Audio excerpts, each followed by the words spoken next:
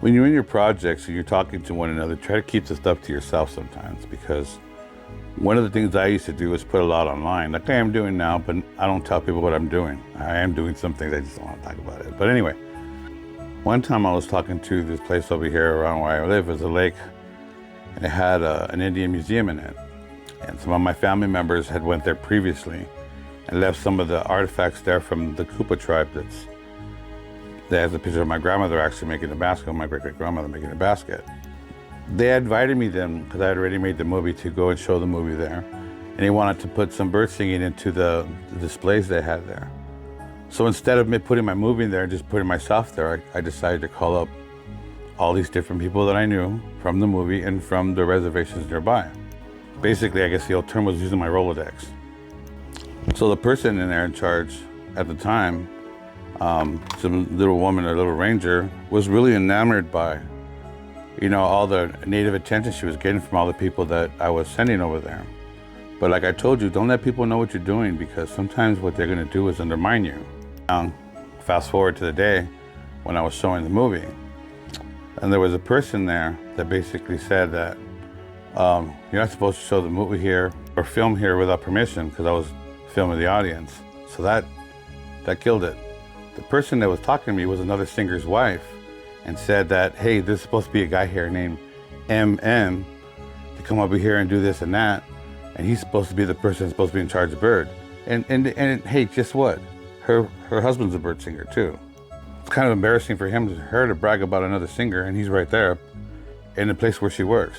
But anyway, the next meeting we had, they brought him over. They brought a guy over, and I was going to the next meeting because they were going to put some more bird singing in there. They wanted to see and improve what they were putting in there. Mind you, I had other people in there, like maybe 7 or 8 different people from about 4 different tribes, and this guy decided to show up. Well, I just had to walk away from that, because I wasn't going to tolerate people to tell me work with a guy that undermines everything I've ever done, including when I was doing Alvino's Eagle Dance. When he got involved, it stopped. Everything stopped. Things got taken where they got misplaced, and they got taken. I'm the one with the original wings. I'm the one with the original idea, but he stops everything, and he stopped this project too over there at Lake Paris. Well, the tribes that he was talking for, that's what he thought he was doing, sent a letter over to Lake Paris and said, this guy doesn't talk for us, basically. And sent a representative over there to talk to him too, who was a friend of mine.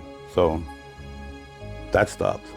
But the point is, no matter how good the thing you're doing for somebody or something, there's always someone in the way that will try to stop you from what you're doing, because they didn't have the initiative to initiate that or to create something that people want to be involved with.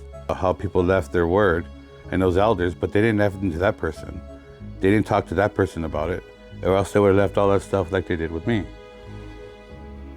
Cameras were invented before I picked it up, so I don't know why he didn't do it, or a recorder.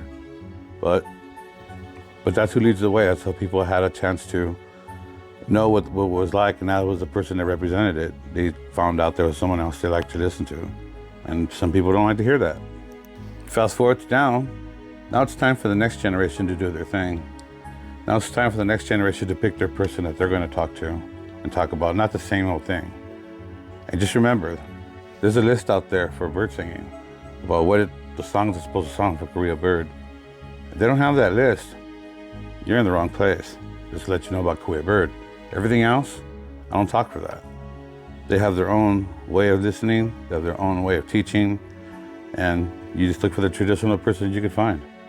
But when you do that, they're going to be people that are going to undermine you, because they didn't get to talk to that person, because they didn't get to learn from that person all the years that they've been around in the reservations. You just come along like myself, and you get to learn within the 5 years you've been around.